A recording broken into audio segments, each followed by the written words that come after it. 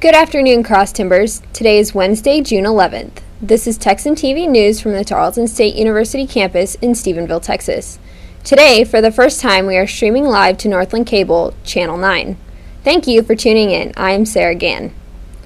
Here are today's stories. 11 TSU student athletes will go to the College National Finals Rodeo. 2 Stephenville residents killed in a head-on collision. One of Texas's 10 most wanted fugitives caught. Aftermath of a high school shooting in Oregon. Iraqi officials work to take back city of Mosul, and the weather. In campus news, according to the Stephenville Empire-Tribune, 7 female and 4 male Tarleton student athletes will be attending College National Finals Rodeo in Casper, Wyoming, June 15th through the 21st. Rodeo coach Mark Eakin said that TSU has 2 great teams going to CNFR this year, and they are expecting to win several national titles. Assistant coach Tibba Smith said that the men were the Southwest Region's year-end champions at 4,380 points ahead of Weatherford College. The women are reserve champions behind Eastern New Mexico University. In total, Tarleton will be taking 4 seniors, 3 juniors, 1 sophomore, and 2 freshmen. The CNFR also has the added incentive of exemption to the semifinals of the American for the champions of 7 of the events: bareback, saddle bronc, bull riding, team roping, tie-down roping, steer wrestling, and barrel racing, which, according to RFD TV, is the world's richest one-day rodeo. The American has a payout of $2 million and $500,000 in prizes to the victors. In local news, 2 Stephenville residents were killed in a head-on collision Saturday on FM 2005, according to the Stephenville Empire-Tribune. Clovis Gaither, 58, and Gina Gaither, 54, collided with a pickup truck after drifting into oncoming traffic outside of Goldthwaite and were pronounced dead at the scene. Terry Walls, 68, Alan McCloy, 67, and Janice McCloy, 60, were traveling in the pickup and were taken to local hospitals with serious injuries.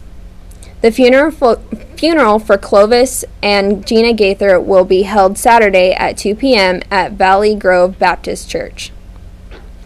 Now for state, national, and international news from the Associated Press. In state news, one of Texas's 10 most wanted fugitives, a gang member, was caught in Louisiana yesterday, hours after the Texas Department of Public Safety announced a reward of up to $10,000 for information about Corey James Fisher. He was apprehended in Ville Platte, Louisiana. In January, a warrant for Fisher's arrest was issued for parole violations after a drug conviction. The AP reports Fisher has also been convicted of robbery, unlawful possession of a firearm, evading arrest, and tampering with evidence. In national news, the students of Reynolds High School in Troutdale, Oregon, and their families are recovering today after yesterday's shooting that resulted in the death of 14-year-old Emilio Hoffman. The shooting began in a gym separated from the main school building. Todd Rispler, a physical education teacher, was grazed by a bullet before managing to alert school officials. The shooter was found dead later in a bathroom. Details of the shooting are not yet clear, but police say that the shooter used a rifle. The Troutdale mayor commended the police on their response to the tragedy. In international news, a provincial governor said today that Iraqi officials are working to take back the city of Mosul after it was overrun by al-Qaeda-like militants. Insurgents raided government buildings earlier this week and drove out security forces while waving black banners in assault on Iraq's second-largest city. There are no estimates on how many people have been killed, but the International Organization for Migration told the AP that 500,000 people have evacuated the city. Iraqi officials say that they are working on mobilizing groups to push the terrorists out of Mosul. Residents of the city said Wednesday that the terrorists went around knocking on doors, urging them to return to work and assuring them they would not be harmed. The AP reports the militant group has been pressing into Syria as they advance into Iraq, working to set up a military enclave encompassing the border. Al-Maliki has been urging Parliament to declare a state of emergency over the attack. Today's weather from weather.com is sunny with a high of 94.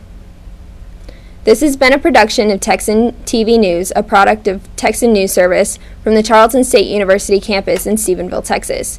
You can follow the Texan News Service on Facebook and Twitter, and check out our website at www.texannews.net for all of your latest local, state, national, and international news, as well as all of your entertainment and sports news. Today's broadcast was produced by Bethany Kyle and Rachel Peoples. I am Sara Gann. Have a wonderful day, Tarleton Texans.